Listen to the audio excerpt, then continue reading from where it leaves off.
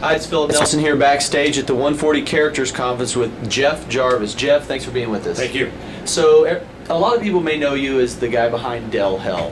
Tell us a little bit about that story for those that might not have heard the story. It's pretty simple. I had a bad Dell machine. I went on my blog, I complained about it, and it took off. Not because I had any influence, but because the message did. It took Dell about a year, but they really learned and went from worst to first on this, and they started blogging and created the means for customers to tell them what to do, and now they're on Twitter, and they really are a model for other companies. So here in this real-time web, for the first time, people really are having a voice. What advice would you have to people out there that might have a problem or concern, and how they may be heard?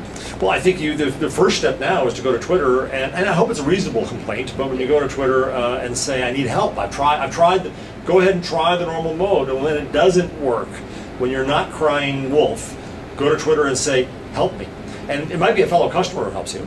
And if the company has half a brain anywhere in its body, it will have people watching this, and they'll come on. And if they don't, well, then you know more about that company.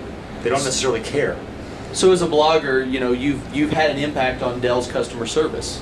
Well, I wouldn't say that I have. I think that the people who said, yeah, what he says, they were the ones who mattered. The problem was not what I said. It wasn't my one little computer. It was that it brought out a larger question.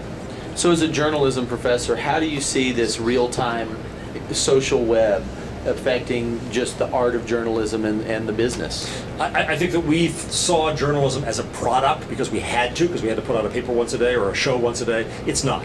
News properly is a process, and that process should be opened up and transparent, and when you do that, you become collaborative. You invite the public in, you ask them, what do you know? What do you want to know? Who should I talk to? What's right about this? What's wrong about this? You're going to improve the journalism. It changes your relationship with the public. Tools like Twitter, blogs, and Facebook enable that, but it brings about, I think, what is the true nature of news, which must be open and collaborative. Well, we thank you for your time, and have fun. Thanks.